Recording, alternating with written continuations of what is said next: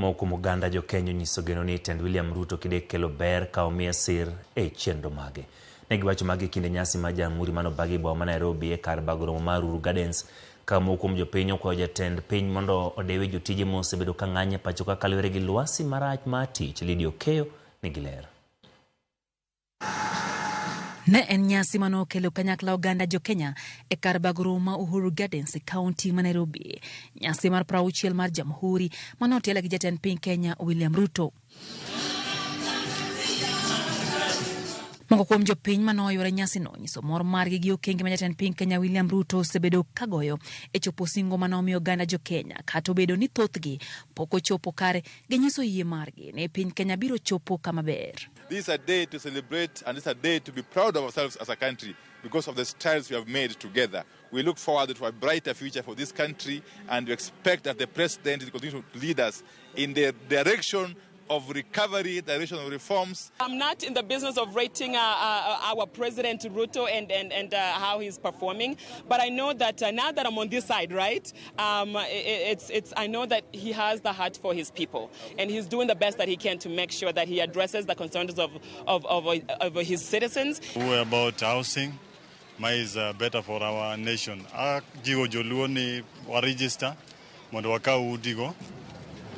Karombwa. Wakwayo jopiny moso oganda wa monagi mondo ji ondikre mondo gikaw okumba mag thieth mabiro konyowa nikech kituo tibiro ringo osiptal to kionge okumba to bi thiedhi. Ginyiso moro mar gisir majalar kom mar AUC Raila Amolo Odinga osebedo kamiyo jatend piny Kenya William Ruto ka gikwayo oganda mondo omiyo riw Ruto lwedo e gero piny Kenya. Kane gichako chien kacha ne gibiro ka chest thumping ka gigo korgi lakini ne giduogo yudo ni kago kor kende ok nyal nyaka gini include ang'oa some of the leaders manyalo konyo gi tich. Bende gikwayo jatend piny mondo omiyo med loso thuolo mag tije ne oganda anyato ne jopuonj mag P1 mathoth gi pok oyudo tije kuom thuolo malach nyaka ne gitiek tiegruok maggi. Kiko kawe jomoko kaka JS kuongo chak gi jo P1 nikech gisebedo ka gi train dalo mang'eny lakini poko kaw gincho wasebedo kikaw jo secondary gi jo JS. Jo P1 osebedo koketo tenge matin akwa ne wang'ni kapo ndiko gi